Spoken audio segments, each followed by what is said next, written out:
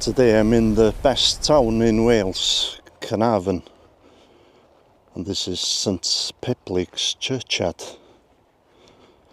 Sadly, it's very overgrown. Volunteers have been here recently cutting the grass, but it's a mammoth task.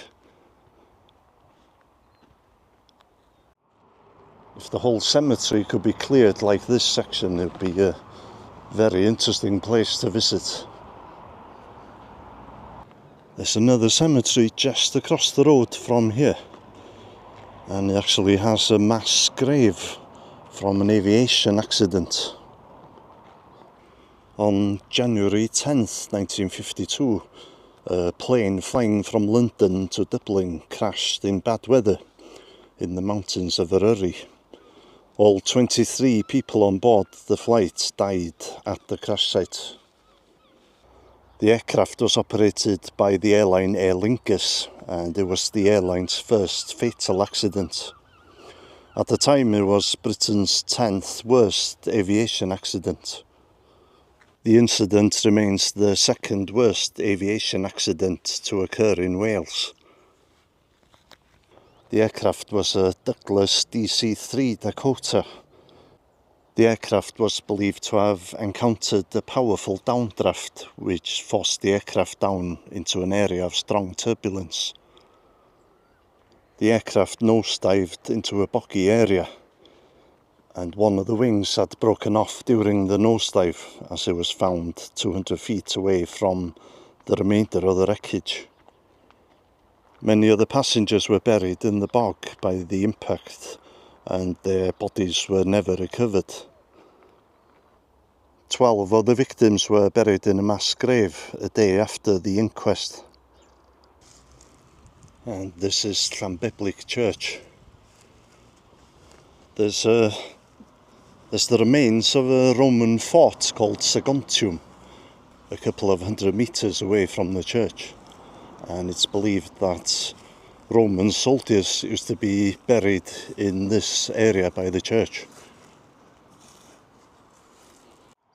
In sacred memory of Annie Roberts, sacred daughter of William and Margaret Roberts, 24 Castle Street, the one who died March 30th, 1900, at the age of 36. In loving memory of John Hughes, late of Kerry, Montgomeryshire, who died November 25th, 1906, aged 63. Also Margaret, beloved wife of the above, who died December 25th, 1912, aged 62 years, in hope of eternal life. So she died on Christmas Day.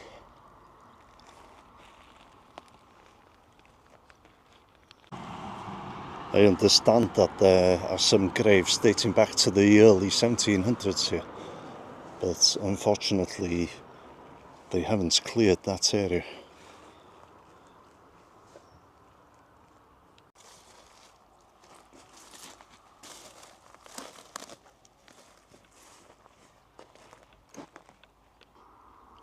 John Jones, formerly postmaster of this town. The lettering's been messed up, but I think he died March 6th at the age of 73. In sacred memory of Owen Owens, coal merchant, Castle View of this town, who died March 8th, 1895, aged 33 years. An affectionate son and devoted husband and loving father.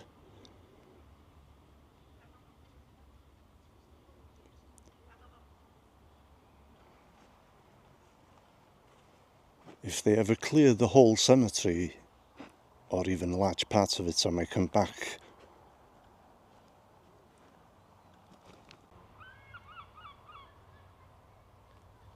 The mass grave is across the road here in the other cemetery.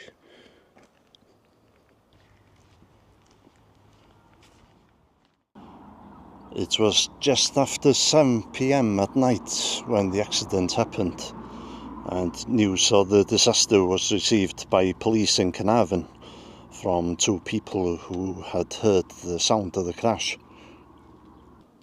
It would have taken rescue workers about 20 minutes to drive to the general area of the accident, but it would have taken them another hour to reach the actual crash site. A simple memorial stone was later placed at the crash site. And here's the mass grave. I've seen it before, but it's larger than what I remembered.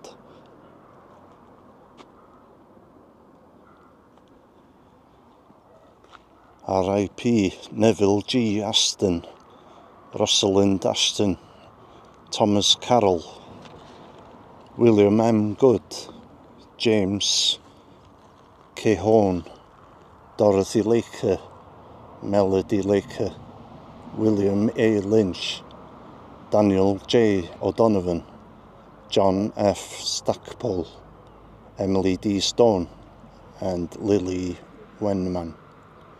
Died 10th of January 1952. Judging by the names, I'd say that most of the deceased were Irish.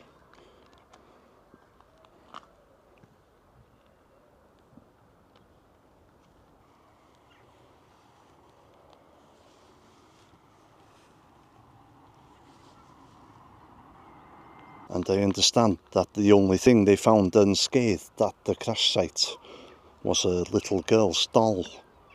And this greatly upset many of the rescue workers. I don't know if she's named here or not, but the doll belonged to a 4-year-old girl who perished in the crash.